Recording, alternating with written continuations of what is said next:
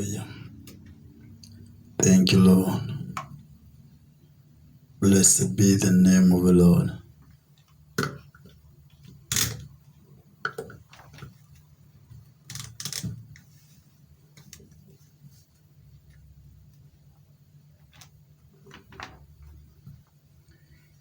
Amen. Praise the Lord. Hallelujah. Karibuni sana. Yesu abariki sana kwa kukaribia kusikiza. Maandiko yanasema amebarikiwa anayesikiza sauti ya Bwana. Leo nimechelewa, nashukuru Mungu kwa kuchelewa. Na bado nashukuru Mungu kwa sababu pamoja na kuchelewa mmeningoja hapo. God bless you so much. Na nafurahia kwa yote mema yale ameyafanya kwa ajili yetu. Biblia inasema ya kwamba wanaomtegemea Bwana hawatakatwa. Mwenye haki hawezi katwa, lakini asiye mwenye haki atakatwa. Na naamini wewe si mmoja kukatwa, kwa sababu umebarikiwa na neema ya Bwana imekutosha. Nami nashukuru kwa sababu ya opportunity nimeweza kuipata, kwa sababu si kawaida kuwa na nafasi. Kwa hivyo tachukua tu dakika 30 za kuongea na wewe, na Bwana atakubariki sana. Kumbuka mahali tuliacha jana, ni pa muhimu sana kwetu kusikia. Najua kwamba baraka za Bwana zinakuwa na mwenye aliye tayari kusikia. Kwa hivyo Bwana akubariki sana, Bwana kutende mema, Bwana akuinue. Karibisha rafiki yako. God bless you. Umeshindaje? Lakini unajua hata kama uko kwa mtandao ni vizuri kuwa mwanadamu, alafu unauliza swali ya muhimu. Umeshindaje? Sasa ukiniandikia umeshinda salama, nitafurahi. Kwa sababu hata tungekutana kwa barabara, tungesalimiana salamu za kuulizana umeshindaje. Mimi nina furaha kwa sababu Bwana amekuwa mwaminifu, na ninashukuru kwa sababu ya kila mmoja huwa ananifuatilia kila siku. Okay, mimi nasema it is the favor of God, because si lazima mtu akusikize na si lazima mtu akuangalie. Hata kupitia na unaangalia is another blessing. Na bado inaonekana kuna kitu kinaendelea in life, kwa sababu kama unasikiza huwezi kataa kubarikiwa. Kwa hiyo may God bless you so much. Bwana kutende mema na kuhifadhi na kuweke, kwa sababu yeye ni Mungu. Jana tulisoma maandiko, na tuliposoma maandiko tukaacha katika Revelation. Tukaacha Revelation chapter number 3. Kwa wale wote wao wanasikiza, may God bless you.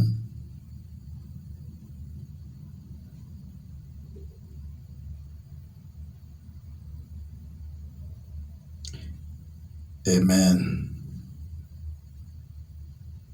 God keep you. Revelation chapter number 3:19. We are talking about life. Nilikwambia lazima ukumbuke ya kwamba after this life we have another life. If you believe in the word of God, lazima uelewe after this life we have another life. Na sasa kitu moja ya kusangaza sana na unapaswa uelewe, maisha ya saa hii ndio inatengeneza maisha ijayo.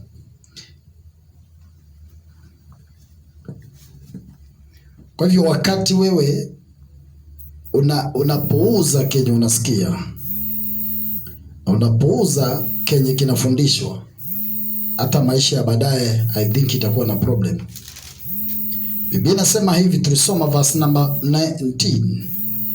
Wote ni wapendao mimi na wakemea na kuwarudi, basi uwe na bidii kutubu.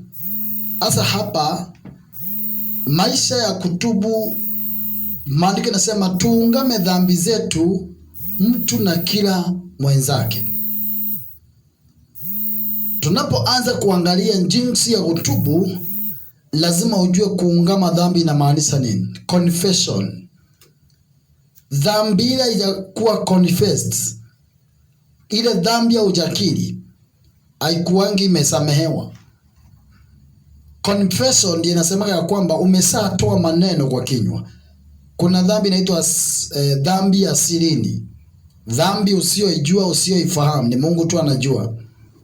Ukitaka kuheal your heart kutokana na confusion na mambo na maisha, uanze kuishi maisha iko na raha, hata kama umepitia machungu, lazima uconfess your sins. Kwa sababu mtu anapotubu, hapa hebu nikuonyeshe sasa njia moja Biblia inaongea habari ya kutubu. Angalia Zakayo. Alipo fight kabisa aweze kupanda juu ya mti amuone Yesu. Yesu alimwambia shuka leo nakula kwa nyumba yako, nashinda kwako. Hivyo ndivyo alimwambia. Maana yake ameshajua huyu amekubali something inside. Alipoenda kwa nyumba, walipoanza kukula, alikimbia mbio kwa mahali alikuwa amekata ukuta akaweka pesa. Akasema, Bwana, yes, mimi nitapea kila mtu fedha zile niko nazo, na kila mtu nilikuwa nimenyang'anya nitamrudishia aidha mara mbili. Akamwambia, wokovu umekuja kwako Zakayo. Kwa sababu wokovu umekuja nini? Amekubali Kristo first, amemuingiza ndani ya moyo wake, kwa sababu amekubali ingie kwa nyumba yake. That's the meaning. Wakati umekubali Kristo ameingia ndani yako, umesema yes, welcome. 2, ameconfess. That confession ndio kuokoka. Sasa ukisakubali Kristo aingie ndani yako, Yesu amekuwa part of your life. When you are confess, unakuwa saved. Now watu wengi wajui confession huwa inazuilia shetani kukuhukumu. Vitu nyingi zile umaifanya na hujaipata mtu wa kueleza yale umefanya, mambo yasiyofaa, aidha muombe, aidha mtu atakuelewa, umwambie nilifanya hivi na hivi. Kama ni dhambi, ni makosa ya kuconfess aidha kwa mtu wa Mungu, you confess there. Kama ni makosa ya kuconfess kwa mwenye ulikosea, unaenda unamwambia I'm sorry. Kama ni makosa ya kuconfess wewe before God, because hizo ni mara mbili ya confession. The first confession, you confess for yourself, unatubu dhambi zako mwenyewe. The second confession, una confess kwa mwenye ulikosea. Kama ulikosea mtu, ulimtendea kitu mbaya na unajua vizuri aliumia, unaenda kwake unamwambia I'm very sorry kwa ile jambo lifanyika siku fulani ama saa hii, kwa sababu sikuwa nataka kukuumiza. I need life. I need to live, because there is no life without confession. If you cannot confess, you are not going to live in this world, because hii maisha haya ni ya kusameheana na kuondoeana vitu kwa mioyo, kwa sababu hiyo ndio itafanya watu wengi waingie jehanamu. Sasa watu wanaangalia usherati, ulevi, wizi, uganga na vitu zingine nyingi zile kubwa kubwa. Hii tudogo ya confession hawaoni ikiwa kitu, because hiyo hakuna mahali mmepatana na mtu, aidha ulikuwa peke yako, but life imefichwa hapo. Na ndio maandiko yanasema katika Jeremiah chapter number 17 verse 9, moyo wa mwanadamu una ugonjwa wa kuficha. Kwa hivyo anything unaficha ndani yako ina affect life. Anything unaficha ndani yako ina affect your life. Life, na unaona sasa, angalia, acha nikupea mfano inayoendelea Kenya saa hii. Mfano Kenya vile kunaendelea saa hii, angalia watu wengi vile wanafanya, watu wanapatwa na corruption. Wanaambiwa warudishe pesa wasamehewe. Wanaambiwa confess. Wanawekewa kamiti ya kwenda kusema vile walitumia pesa. Kwa nini hata Kenya wanafanya hivyo? kwa sababu hiyo ndiyo njia pekee ya kuondoa lawama maishani mwako hata kwa watu. Sasa kwa Mungu ndiye aliambia Zakayo aliposema ya kwamba nitapatiana pesa zangu anagawia maskini na nirudishie wale nimeiba mara mbili. Pointi ni ya kwamba alimwambia usome maandiko uone wokovu umeingia kwako. Kwa hiyo wokovu ni wakati umeanza kuwa kuconfess, kuungama dhambi. Ungameni dhambi zenu nyinyi kwa nyinyi. Hiyo ni kusema ya kwamba there is no hypocrisy. You talk your heart to your friends. Unamwambia mimi nimefanya hivi na hivi na still nilikuwa na ubaya na wewe. Unaposema hivyo anakuambia yes, kana aseme no, but still umeconfess. Hiyo inakupatia life.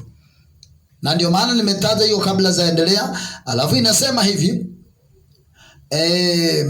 verse 19, wote ni wapendao mimi na wakemea.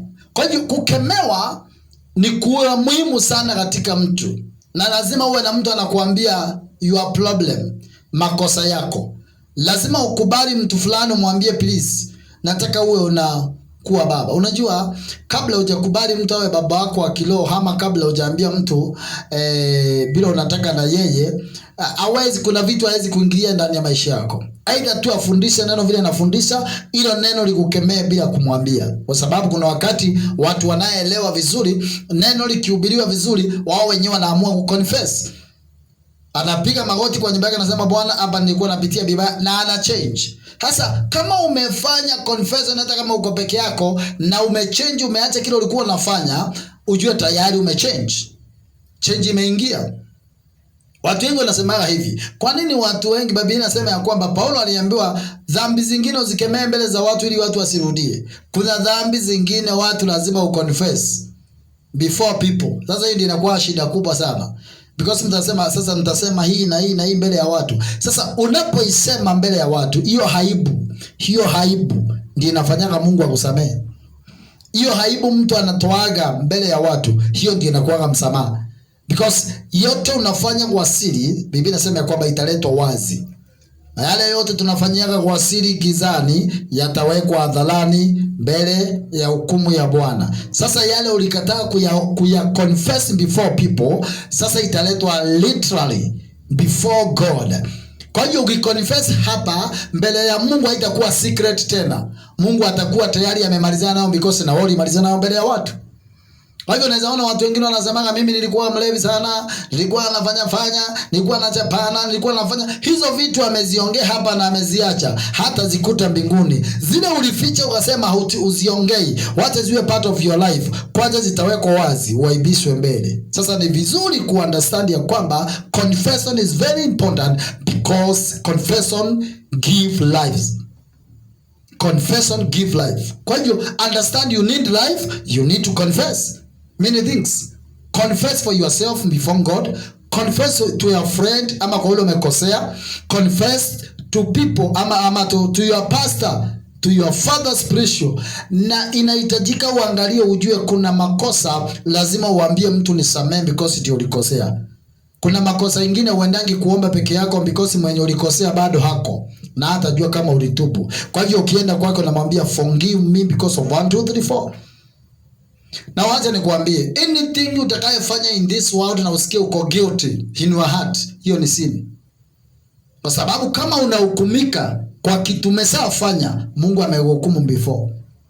Na ndio maana maandiko yanasema katika kitabu ya Romans 14 inaongea habari ya kwamba mtu, imani ya mtu ikiwa ndogo anakuwa na majaribu ya tofauti. Kwa hivi kuna imani iko chini, inaamini mambo kidogo, na ingine iko juu. Ndio anasema wale wana imani iliyo juu msihukumu walio wanyonge wa imani. Na waliona wanyonge wa imani hawakuli, anasema wanakula mboga, hawakuli kila kitu. Usihukumu mwenye anakula kila kitu, kwa sababu yeye ndiye ukuli. Means ya kwamba kuna levels of understanding. That's level ina give people life, because life inatokana na Mungu. Understanding ni ya muhimu sana. In the Bible you need to understand the Bible ili uweze kumaintain kile unataka. Sasa akasema wote ni wapendao mimi na wakemea. Kwa hivyo ukiona uwezi confess, hauna mtu akukuombea, hauna mtu akukuongoza toba mbele za Mungu, hauna mtu unaweza muambia what is going on in your life, hautawahi change. Na nilikuja kujua ni ya kwamba ndio maana mtu nimeelewa ndio maana mtu utenda kitu anatubu peke yake, lakini bado anarudi anakirudia peke yake, because yeye ndiye anajua aliacha na bado yeye ndiye atarudia peke yake. Kwa hivyo kuna vitu zingine unapo confess unapatiana macho kwa huyo umeconfess kwake kukuangalia usirudi hapo tena. Kuna wakati utaniambia mimi nilikuwa nakunywa pombe najificha na nilikuwa hivi na kanisa nafanya hivi. Sasa hata saa nyingine nikikuona kama unapitia kile unakuuliza mbona urudi kukunywa. Kwa hivyo always kuna mtu anakuangalia. But kama ni mambo ulifanya, wacha nikapeleka mfano kadogo lakini ni kazito sana. Umeconceive. It is not your will. Katikati ya kukula maembe na matunda ukaconceive. La za dunia, sawa? Na friend yako. Ukiconceive saa hii na uko unataka mtoto, na uko katika position na una pesa, na hujui utafanya namna gani, kitu ya kwanza mtu anafikiria aje? Unafikiria vile unaweza toa hiyo mimba. Na wengi hata kama wewe ni mwanaume unapea huyo dada unampatia pesa unamwambia go and remove it. Inakuwa sawa ikionekana kwa sababu utaki, unamwambia unajua si mtoto bado. Ni chemichemi, ni damu, hakuna kitu. Unapofanya hivyo inaonekana ikiwa very simple thing. But wakati utafanya hivyo, guilt itaanza kukula peke yako. Na unajuaga wale watoto huwa wanatolewa wanatupwa, mioyo yao inakuwa tayari imekonekana, kwa hivyo hawakufangi. Kwa hivyo mtoto utamkuta mahali akikungojea kuhukumu vile ulimtoa. Na sijui kama ulitoa president, ulitoa prophet, ulitoa apostle, ulitoa pastor, ulitoa mtu angesaidia watu. Sasa wewe mwenyewe unaendelea kukaa. Hata naulizanga mtu kama ungetolewa ungekuwa wapi leo? Kama ungetolewa ungekuwa unafanya vitu unafanya. Now, wacha nitoke hapo. Hiyo dhambi mtu anasikia amehukumika because ni wewe ulijua na ukafanya na wewe na daktari au kuhukumiwa na mtu yoyote. Sasa hiyo dhambi ukitaka hiyo kitu kama wengine wanatoa watoto wakiwa wakubwa anafanya, unasikia hizo sauti zinakusumbua na hiyo guiltness inakukula. Hiyo lazima uende ile kwa mchungaji uconfess na muombe na yeye na kuambie jinsi ya kumbreak hiyo kitu ili baadaye isikukute ikumalize. Because hayo ndio mambo shetani hufanyia watu, kuwavunja moyo na kuwakatisa tamaa wakati wanafanya kile wanaona akifai. Kwa hivyo life iko governed na many things, unapaswa kuachana nazo na zingine unapaswa kuanza. Because life ni kuacha mambo fulani, kuacha mambo mengine. Ama unafikiria life ni gani? Life lazima ujue kuna mambo unapaswa uache na kuna mambo unapaswa uanze. Unauliza mtu unafanya nini? Ni kuacha tu kupata life kwa sababu ya here we must tutakula, lazima tukunywe, lazima tuvae. Hiyo si ndio life ya hapa? Ukule, ukunywe, uvae, watoto watasoma na maisha lazima isonge mbele. Inaitwa physical. Do you think about the spiritual life? Now you are in this world, still you are living in the spiritual world. We are living in the physical world and at the same time we are living in the spiritual world. Kwa hivyo you must do two things. Lazima umbalance two things. In the spiritual world lazima umbalance na physical world. Hili moja isikule ingine. Na hiyo ni kumaanisha ya kwamba unaishi maisha ya dunia hapa, but unajua Biblia inasema sisi tunapita. Okay. Tuko pamoja. Bwana asifiwe. Inua mkono hata kama sikuoni useme amen. Nitaona baadaye. Hallelujah. Yes. Na ukisikia kama unakasirika anza kutubu. Na pepo kamekuingia hasira. Amen. Okay. Na wakemea wale ni wapendao na kuwarudi mbali uwe na bidii kutubu. Verse 9:20. Tazama nimesimama mlangoni nabisha, mtu akisikia sauti yangu. Hapa ndio naonaga sasa confession. Wakati umesikia Mungu ameongea na wewe, kneel down, confess before God. That's the only thing. Mtu akisikia niko hapo kwa mlango, nikigonga mlango, Alafu inasema nikibisha mlango, mtu akisikia sauti yangu na kufungua mlango, nitaingia kwake nami nitakula pamoja naye, naye pamoja nami. Kwa hiyo inakuwa very difficult sometimes wakati unataka kuwelcome Mungu ndani yako, but kuna vitu zingine zinamzuilia. Because do you know, unataka kuniambia you have a friend, sasa mfano nakupatia, you have a friend, you have a girlfriend, you have a boyfriend. Sema sasa ni mwanaume, maana mwanamke, alafu umepata another friend of you, umempeleka in your house, na chenye kinaendelea kila akifai kwa mlango wako usikie the real life, ule mtu unayependa na ulisugulikia na mko pamoja. Huyu mwingine ni kuibana, mmeibana. Utaifungua mlango? Namba 1, utashindwa kufungua mlango. Na ndio naana mtu anafanyaga hizo vitu, anafunga mlango vizuri, anahakikisha amesema hayuko, anaandika ka message wengine wanazima simu. Nakwambia ilikuwa imeisha moto, anajua vizuri ilikuwa imeisha moto. Lakini sasa unaona vitu zile uzezoea kufanya, ukianza kufanya unashikawa haraka kwa sababu lazima uconfuse somehow. Mtu amezoea kuiba hata anashikawa siku ya kwanza ama ya pili. Sasa kuna vitu ukianza kujifundisha. Kwa hiyo akivisha kitu ya kwanza aufungui.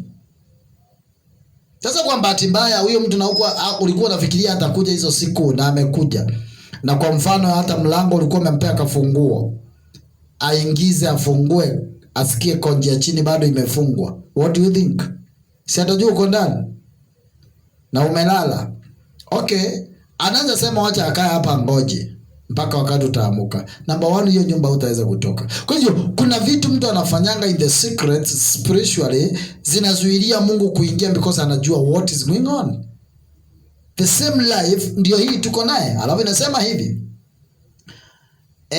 nitaingia ndani na yeye, tutakula pamoja naye, naye akule pamoja nami. Verse 21, yeye asindaye nitampa kuketi pamoja nami. Unaona sasa, hii vita hapa bado iko na benefit yake. Yeye asindaye nitampa kuketi pamoja nami katika kiti changu cha enzi. Huyo ni Kristo anaongea kupitia Yohana.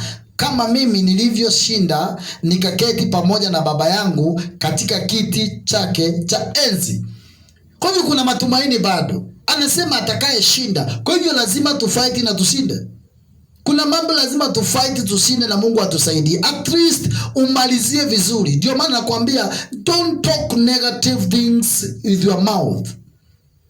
Wacha mdomo yako iache kuongea mambo ya hila, mambo mabaya. Mambo yatakufanya usikie ni kama umekosea. Mambo yanavunja, yanakukatiza tamaa. Hata Paulo aliongea katika 1 Corinthians. Kumbuka ninaenda kumalizia 1 Corinthians. Na kuanga na mambo mengi sana naweza ongea, lakini bado unajua hatuwezi. Unasikia vile anasema sijamalizana na huko Revelation, lakini lazima inabaki hapo, tunaenda mahali pengine. Anasema nitamkaribisha mahali nilipo akae hapo katika kiti cha enzi. You can imagine ukikaa na Kristo mbinguni. Unajua vitu zingine hatu imagine. Una imagine kwenda Amerika. Na sasa Amerika bado iko na corona. Wao na imagine kwenda Dubai. Na bado Dubai iko na corona, watu wametoroka huko. Kiukia mwenzako kama uko naye hapo, muulize una imagine kwenda wapi? Mimi ile nilitamani kwenda sana nikiwa hapa duniani, naamini Mungu atanisaidia kama Yesu atakuwa amerudi nitembee ni Israel. Na kwa sababu Israel nilikuwa mji wa Mungu, Bwana alikuwa ameuchagua, nilipenda. Na niliona sasa Israel ni mahali mtu anaweza enda na enjoy. Sasa wewe ukiuliza unatamani nini, utasema unatamani kwenda Amerika. Amerika hata iko na corona ina fight, hata ndio iko mingi. Ukiuliza unataka kwenda Dubai, unataka kwenda nchi za nje upate tu pesa. Na kile kinakupeleka hivyo si safari because of money. You can risk your life because of money, but you cannot risk your life because of God. Hebu angalia hapo, upime kiwango yako life. You can risk your life because you need money, because of your children, because your family, you need money. Unataka kuwa tajiri. Hiyo si dhambi kuwa tajiri. Hakuna nataka utajiri wa nini na wakufanya nini. Lakini you cannot risk because of God. Very few people watahakikisha wameachilia pesa zao kwa sababu ya kazi ya Mungu. Otherwise sometimes ndio naona tunakuwa na shida. Huu ujumbe hata nikihubiri kama hujasikia yale wale wanaingia na wale wanakuwa, enda ukae chini usikize that message vizuri. Jambo moja unapaswa uelewe, Kristo anasema kwamba wale watashinda ni wataketi, nitawapa kuketi pamoja nami katika kiti cha enzi. Sasa hii ndio inanifurahisha sana. Kristo anasema kama vile Baba alinikubali nikae pamoja naye katika kiti cha enzi, sasa mimi nimeanza kuona dalili. Sasa nataka hata wale watashinda wakae na mimi. Hii ndio kitu napaswa understand. Kristo anataka ukae pamoja na yeye. Wao na imagine kukaa na nani? Sio unataka kukaa na Ruto na rais. Sema ni kuweza kuingia ofisi ya Ruto. Kaka. Hiyo ndio mtu natamania ukaa. Mimi hao wote sizatamani kukaa na wao. Because zile shida ziko na wao ni mingi sana. They need prayer. I wish kama ningetamani hata Joana huyu mwenye alipikwa na nyungu. Joana alipikwa, akapikwa na mafuta ya kuiba, akapelekwa Patmo, akatolewa macho, akafanya kazi ya kushiaga kwa machini akiwa hana macho. Mungu akaleta revelation, because revelation ya Mungu inahitaji macho ya mwili, ya nyama, inahitaji macho ya roho. Sasa unajua ni vizuri kufikiria, na natamani kukaa na Joana mahali pamoja, nimulie Joana ili uwezekanaje ukapikwa na huku iba.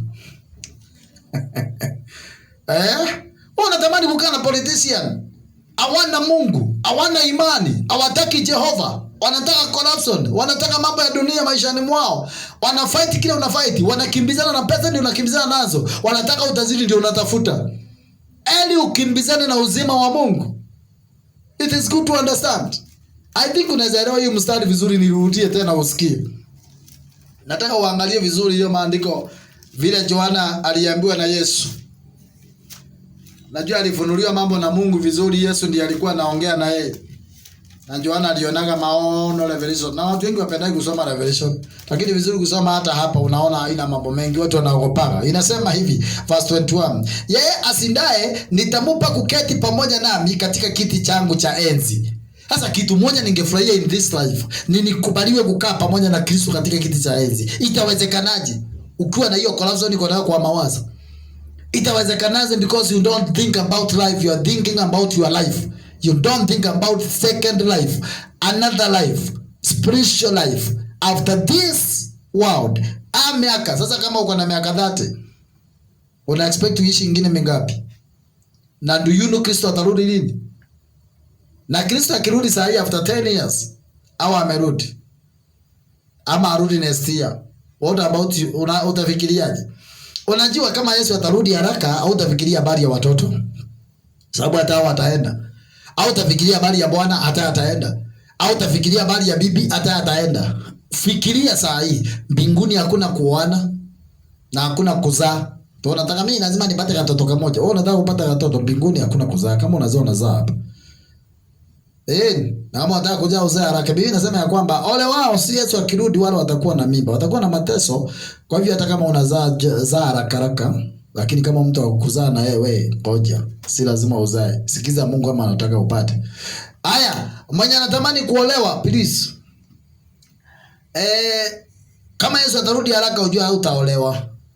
Lakini usiharakishe kuolewa uanze kuacha Mungu kwa sababu ya ndoa. Lakini Mungu anakubariki na njia zake kwake. Sometimes anaongea ushindi kama nafikiria vizuri ama naongea namna gani. Mimi ningetamani kukaa na Yesu. Na nione sasa Petro alipasuliwa na msumeno. Joana amepigwa na nyungu. Stefano amepigwa na mawe. Watu wamefanywa mambo, wale mitume wote walifanywa mambo, wengine wanapikwa, wengine wanapasuliwa mawe, wengine wanakatwa singo, wengine wanapasuliwa, wengine wanasulubishwa kama Yesu. Wewe hujai guzwa hata na mawe. Si unasema ni wakati wa neema hutaki mateso? Mbona mitume walikuwa wakati wa neema gani? Si Yesu alikuwa amesaenda na akasema neema imetosha? Mbona wao wakapitia mateso? Kumateso ya mwenye haki. Kwani Biblia inasema mateso ya mwenye haki ni mengi sana, lakini Mungu anamuokoa nao yote. Kwa hivyo hata kama umeokoka kuna vitu lazima upitie. Na ukipitia lazima ukubali ufishinde, because ni part of your life. You must. Oja nikwambie, wale watu wanaambiaga mtu you never die, you never do. Lazima uambie pamoja na kuwa hautakufa na hautakuwa na mateso na Mungu atakulinda, kuna vitu lazima upitie in life ili bado utokee pande nyingine, because life iko na hii pande na ile pande nyingine. Lazima uunderstand, uwezi ambia mtu wewe bora tu umeokoka, Mungu atakulinda kila kitu. Na ndio naona kuna vitu zingine watu hawajaielewa zinakuwa katika Biblia. Mwandishi akaandika akasema ya kwamba ndio maana kuna kuwaga leo umepata mazuri, lakini kesho unapatana na mabaya ili usize ukamuelewa Mungu. Hata nazagaya Mungu anafanyaga namna gani? Hebu nisome Proverbs 14 verse 8. Proverbs and Romans. Hallelujah. Sometimes inakuwa ngumu sana kueleza kitu na either mwenye unaeleza anaweza kuwa ashiki vizuri. Hata niangalie ni 13:11. Proverbs 13:11. Ebuka hapo kidogo usikize uone hiyo maneno nakwambia. Biblia inasema hivi 13:11. Are you there? God bless you wasabi kuamua kunisikiza. Mali inayopatikana kwa haraka itapunguka. Maana yake ni ya kwamba unaweza taka mali because life ndio maisha. Tunasemaga wakati uko na mali maisha ni mazuri. Hivyo watu wengi wanataka pesa haraka because life, ukitaka kwenda Masai Mara, ukitaka kwenda Mombasa, unaenda na ndege Dubai kufanya shopping. I know one pastor friend of mine alikuwa anaitwa Judith. I know that madam. Anasemaga alikuwa anaendaga London shopping kama vile unaendaga Nairobi unarudi Thika. Alikuwa anaenda London shopping anarudi. Sasa aendangi. Wakati unafikiria alikuwa anaongea bali experience wakati ya kwa Mungu. Lakini kuna understanding nataka ujue. Alipoanza kuwa anaendaga huko London shopping. Unaona London shopping lazima upande ndege. Wacha ile soko ya kwenu yenye mtu anapitia na matobeni London na ndege na narudi shopping ya vitu za kawaida. Hebu niambie kama unaenda London kuenda shopping kama una hela. Hii inaitwa life. Unaishi maisha ya juu sana. Ndio anasema kwamba mali ipatikanao kwa haraka itafunguka, bali yeye achumaye kidogo kidogo atazidishiwa. Kwa nini? Hatakuwa na corruption, hatanyang'anyana na hataiba. Sasa watu wanaotaka mali ya haraka lazima wapite mikato. Kwa sababu gani? They need money haraka. Ukitaka pesa haraka utafanya nini? Kwa nini watu wanaingia kwa Illuminati? They need to worship devil because the devil ana promise. Ukiniinamia I'll give you money. Within no time unamkuta na magari yake. Sema kila mtu utajiri ni mapepo. No. Understand me well. But I know many people. Hata friend walikuwa wangu saizi ma friend zangu because waliacha hiyo laini wakasema wakae na mashetani. Wana prosper but they know the source. Unakuta mtu hata mtoto wake amekufa ni mgonjwa, lakini yeye understand, mama ajui, yeye understand kwa nini mtoto amekufa lakini mama ajui. Na sasa huwezi kwenda kuambia mke wake unajua mtu mnakaa na shetani. No. Sasa aliamua na anapaswa kuwa hata yeye mwenyewe anajua. Sasa unasangaa pesa ya haraka inaletaka maisha ya haraka na inaletaka furaha ya haraka, na wakati furaha ya haraka inaingia inaishaga haraka hivyo. Unachilia kwa haraka. Kwa hiyo ukiona mtu ana hustle, anatafuta pesa, ana struggle, anakuta, wacha nikwambie. Mtu mmoja akaja na pesa kutoka nje ya Kenya. Akakuja akaanza pesa dollars kwa gari. Zilikuwa mingi sana, madola. Na akakikisa ameweka hapo na akaacha jamaa fulani amuoshe gari. Zilikuwa pesa mingi. A lot of money. Jamaa akakuja akaosha gari, akakuta pesa ziko hapa bwana. Zimewekwa kwa bag na ni dola. Haikuwa milioni moja ama mbili ya Kenya. Ilikuwa pesa mingi. Akaichukua, akaiweka mahali pamoja, akaenda akaziweka mahali kwa nyumba. Huyu jamaa akakaa akangoja, akamwambia saa wakati nilikuwa naosha gari kuna pesa niliona umesahau, please. Nimeweka. Kaenda akamtolea. Alikuja akamwambia nilikuwa najaribu kujua wewe ni mtu aina gani. Nimesa understand wewe. Sasa ni mtu anaweza esimika. Huyu jamaa alipatiwa management ya kazi, akapatiwa ofisi afanyie kazi, na alikuwa jamaa anaosha magari, lakini aliangalia the faithfulness. Ana ile tamaa ya kulash. Wewe ukipata milioni za mtu 2, unasema unapita nazo. Si unajua vile watu wanasemaga? Kwani ni za nani? Hata za serikali tutaiba, sini zetu. Hata kama utachukua, mbona ni zako peke yako? Si kuna wengine wako ndani. Si hata mimi ile taksi na kato inaenda pale na mwingine inaenda pale. Kama unaona unaweza kula peke yako kwa sababu unasema hapana, ukiiba ya serikali hakuna dhambi. Wizi ni wizi. Wizi ni wizi. Kwa sababu kama umepita mlango mbaya, hizo hazijabarikiwa. Na kitu haijabarikiwa ndio naona ina furaha, but mwishoe inakuletea machozi.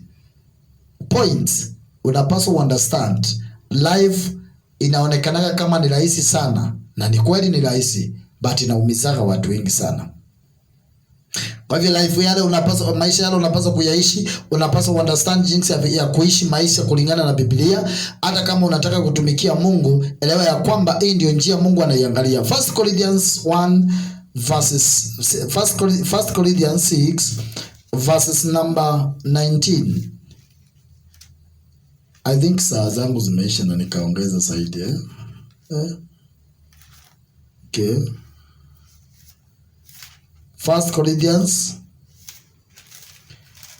itabidi nikate niendelee kesho kwa sababu huwezi ubidi injili yote, haiwezi kuisha hata ukijaribu.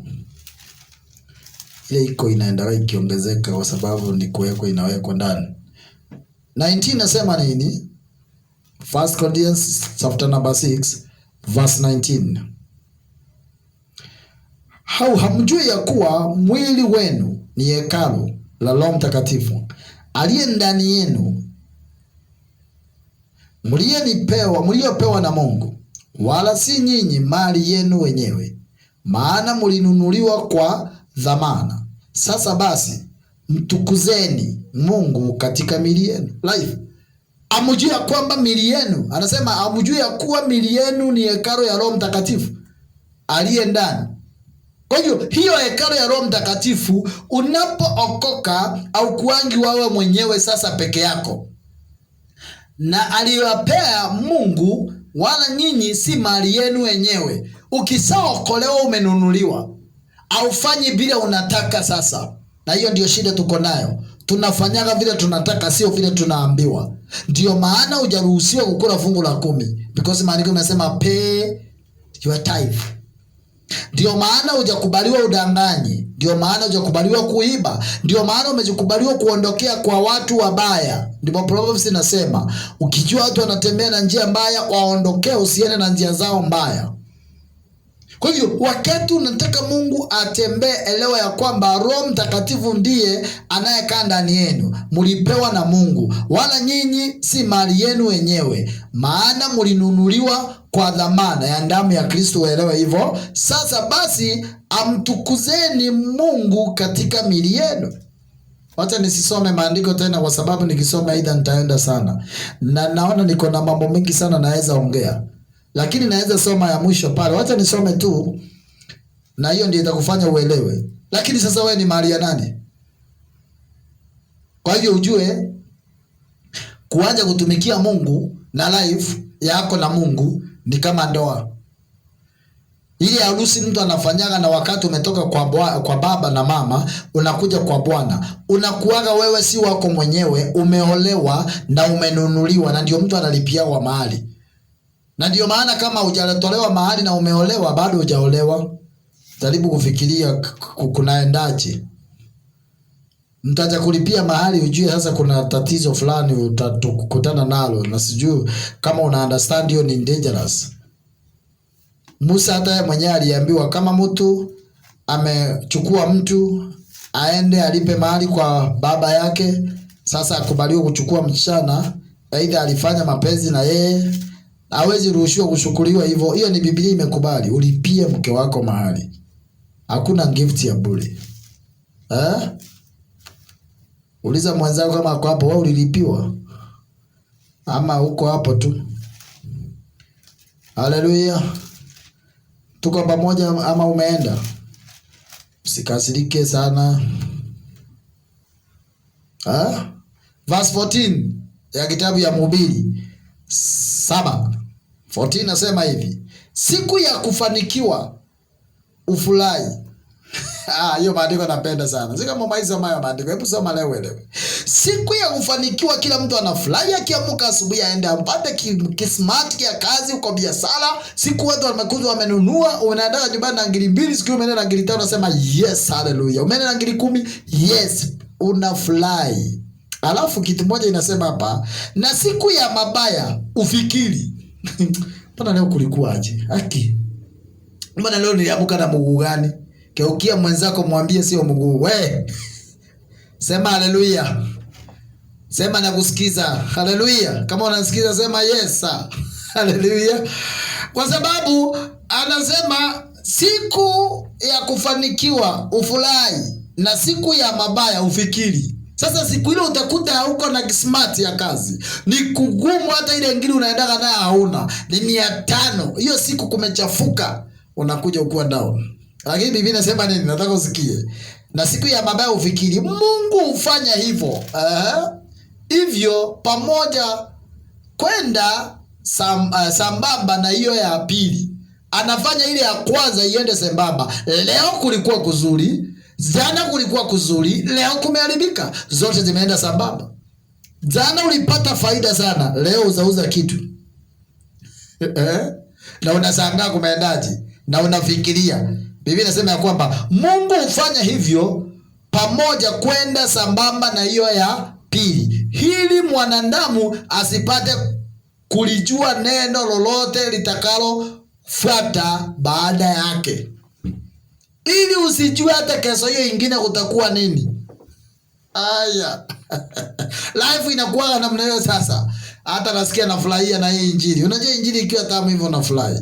Sasa Mungu amekufanya leo umefanikiwa. Umeenda unasema leo Bwana, hata zile kazi nilikuwa nazo, hata ile biashara vile ilishika, niliuza matunda yote mpaka hoteli leo niliuza chakula zikaisha.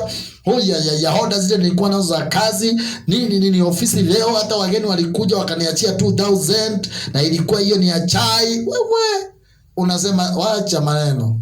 Kesho yake kuna kwa kukavu, watu wakuli mnatupa chakula. Siku nyingine hata nyanya zile ulinunua zinaoza. Siku nyingine unakuta hata mwenyewe uliruhusu pesa za wenyewe. Maiona mtu akienda soti kama watu wa petrol station. Wanaeka mapetroli, anaenda kukonjoa, mwingine anakuja anatumia pump yake. Mimi naelewa bila dada anaweka kwa nyingine lakini anatoa pesa. Sasa ukihesabu hesabu jioni soti ya ngiri. Ukifika mwisho wa mwezi unalipewa ngiri 10, unapewa ngiri 5 kwa sababu 5 ulienda soti. Unalia machozi. Umeienda soti kwa kazi. Mtu anasema, mbona leo nilienda? Nani aliniloga? Nilikutana na nani?" Unaanza kulaumu watu. Ndio wakati niliamuka. Mbona nilikutana na nani? Okay, unajaribu kuangalia aidha utakumbuka. Unamwekelea. Na wakati niliamuka na mguu gani? Ni wa kusoto. Nitakuwa naamuka na yote mbili. No, sio hivyo unafikiria. No, Biblia inasema ya kwamba unasikia imesema siku ya kufanikiwa ufurahi na siku ya mabaya ufikiri. Mungu hufanya hayo moja kwenda sambamba na hiyo ingine, ile ya mabaya na mazuri. Hii pili, ili mwanadamu asipate kulijua neno litakalo tokea baada yake. Kwa hivyo ndio naona ya kwamba hata saa hii kama ndoa ya kwanza iliharibika, unaogopa ya pili because unajua kama hata ya pili itakuwa sawa. Ubaizi uliza swali kama hizo. Unapoanza biashara inachomeka unasema ngai. Sasa nitaanza biashara na yangu iliisha bwana, na nilikuwa nimeweka ngiri 100. Ngiri 100 kuna watu waliwekelea milioni. Kuna watu wamewekelea 200,000, kuna watu wameweka milioni 10 na ikaenda na maji. Sasa uliweka ngiri 3 unasema nimeungua sana. Biashara ilichomeka, nilikuwa nimeweka ngiri 10. Nilikuwa nimechanga 10. Nikafungua kakioski. Kakaisha kote. Sasa siwezi kubali kwenda hasara. Bwana kusamehe sana. Mwingine atakuja aseme, mimi niliwekelea milioni 5 na zikaenda. Utasema Jesus, hata yangu sitoi testimony. Mtu akikuja akisema, unasema mimi nimeumwa na kichwa wiki mzima. Ni vizuri kuconfess. Na useme mimi nilikuwa mgonjwa, nimetoa ushuhuda. Mwingine asimama aseme bila na confess hapa, Nilikuwa na kansa na imepimwa imeonekana imepotea. Nilikuwa na mgupupi na umemea umeongezeka umetoshana. Okay, kama ulikuwa na umwa na tumbo kwa sababu ya kukula maembe utatoa ushuhuda. Si utasema wako si ushuhuda ni mateso. Life iko na a lot of things, but we need God to help tuweze kuweka vitu vile zinapaswa. Okay, tuache hapo. Tunaweka koma. Sasa hapo ndio tutaendelea kesho. Hii life Mungu ameweka zote mbili kuwa sembamba na ile ya jana ili usielewe nini itakuwa the next day. Ndio maana usikufe moyo leo kama kuliharibika, kesho kutakuwa kuzuri. Kama mambo imekuwa mabaya saa hii, kesho kuko. Life inataka watu wale wakatangi tamaa. Usikate tamaa katika jina la Yesu. Kama ningekata tamaa, singekuwa na ubiri saa hii. Kuna watu waliniambia wewe acha kuhubiri, inaonekana injili kama inakukataa. Na ni mapepo tu imenipangia. Sasa mapepo ikikupangia utafikiria hauwezi oleka tena, hauwezi kuwa na ndoa tena, hauwezi kufanya biashara tena. Uongo, unaweza. Ni Devil ameamua kuvunja moyo. Lakini Biblia inasema ya kwamba mabaya na mazuri Mungu anaweka sambamba yote ili usijue kesho kutakuwaje. At least leo umeona matamu, ukifikiria kesho kutakuwa matamu. Sasa life iko hivyo. Ili ujue kumbalance life. You need God to help you. Ungetaka nikuombee namna gani? Ni wapi umesikia kuna mahali unapaswa urekebishe? Andika message, tuma kwa namba yangu ya 0713 29 32 82. Na Mungu atakubariki sana. Muwe na usiku mwema na Bwana watende mema. Mniombee na niwaombee. Kumbuka ya kwamba injili hii inawezesha kuendelea. Watu wanakiona wanaitiswa pesa na semaga na wabidi wanataka pesa. Gospel ili iende mbali inahitaji pesa mingi sana. A lot of money. A lot of money. Now because sometimes you don't have money. Piga magoti niombee. Omba Mungu, mwambie please mkumbuke, fanya hivyo, kubali vitu zile anataka apate, vitu za studio nini, nahitaji vitu mingi sana. Nahitaji vitu zinaweza fika hata milioni 1. Mungu akitubariki siku moja tuwe na hizo pesa. Na yape milioni 1 ni kidogo. Kuna watu wanamaliza milioni 1 na siku moja hata si moja. Kwa hivyo wewe unapaswa kuwa part of the ministry.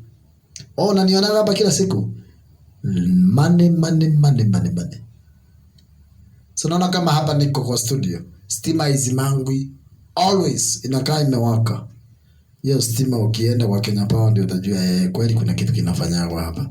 Kwa hivyo mimi najua wengine hawana hizo pesa, wanaweza sema kwamba nita support. But prayer inafanyaga Mungu afungue milango. Maombi ya mwenye haki huwa inasikika. Pray for me, I will pray for you. God bless you. Wacha nikubariki. Baba, kwa jina la Kristo, naomba hili kanisa la mtandao na naomba ubariki wapendwa hawa. Maneno tunajifundisha live na najua kwamba wanaendelea inakuwa interested kwao na wataendelea kuipenda na kufurahia. Jehova Mungu, tunapoendelea Jehova, wacha uwapatie kujua kwamba tunatamani sana kukaa na Kristo. Si watu wale wakubwa tuko nao duniani, wanaokufa kama sisi, wanaolala kama sisi, wanaochoka kama sisi, wanaozeeka kama sisi. Tunahitaji Bwana Mungu wewe mwenyewe auzeeki na uchoki na unalimeni kuwa Mungu ili utusaidie maisha. Yote amenisikiza. Naomba Mungu msaidie maisha yake kuwa bora na aweze kufaulu katika kibiashara, kikazi, kifamilia na afaulu kwa kila tamaa ya moyo wake. Discouragement spirit, I command you to leave them now in Jesus name. I pray for the favor of God upon your life. Hata ukilala na ukiamuka, neema ya Bwana ikawe pamoja na wewe. Asante kwa sababu wewe ni Mungu, utatulinda. Damu ya Kristo ikufunike na itufunike pamoja maisha yetu yote. Kwa jina la Kristo naomba na kushukuru. Sema amen. Tukutane asubuhi saa 12. Kumbuka na kuwa saa 12:30 pale ndio naanza kuongea. Na kama kutakuwa na change, Mungu atatupatia. Tunaweza kuwa na changes za masaa, lakini bado saa hii bado haijakuwa. Na uniombee because napaswa nataka kuingia kwa TV na najua sasa ukiingia hapa unaanza kuongeza daimono za kukupiga. Anytime umeingia juu, umeenda more than mahali huko, daimono za hiyo level zinapandishwa kiwango ya juu. Kama ni TV inaenda kila mahali Kenya, kwa hivyo unakutana na daimono za kila county. You pray for me, I pray for you. God bless you. Have a good night. You are blessed. Amen. Sasa kiu ya maji, si unaona niko na maji hapa kwa sababu ya kiu. Kiu ya maji iko mingi, lakini hiyo ni sawa. I thank God, nafurahia sana. Kiona naangalia kompyuta hapa, najaribu kusave ujumbe kwa sababu ni wa muhimu. Sisahau, naenda kuangalia nini hapa, na kwa naangalia mahali napasa kusave kile nimenena, ili tukiongea habari ya life, najua tuliongea habari ya life na inasaidia sana, because hiyo ujumbe sometimes nakaa chini nasikiza, si ati tunahubiri na siwezi sikiza tena. Hata ukitaka naweza kupea tena, bado nitaifanyia editing, itakaa smart, iende beyond, na Mungu atatubariki zaidi. Kwa hivyo it is good to understand kwa nini naenda kuangalia hapa, ni kujaribu kusave. Unajua watu wanapenda kujua sasa. Sasa ni vizuri unajua. Ukijua hivyo sasa unaelewa nini ninafanya hapa. Mungu atakubariki sana. God bless you so much. God keep you. Na mambo makubwa ya kufuata nyuma. Amen. Amen. Amen. Blessed be the name of the Lord. Haya.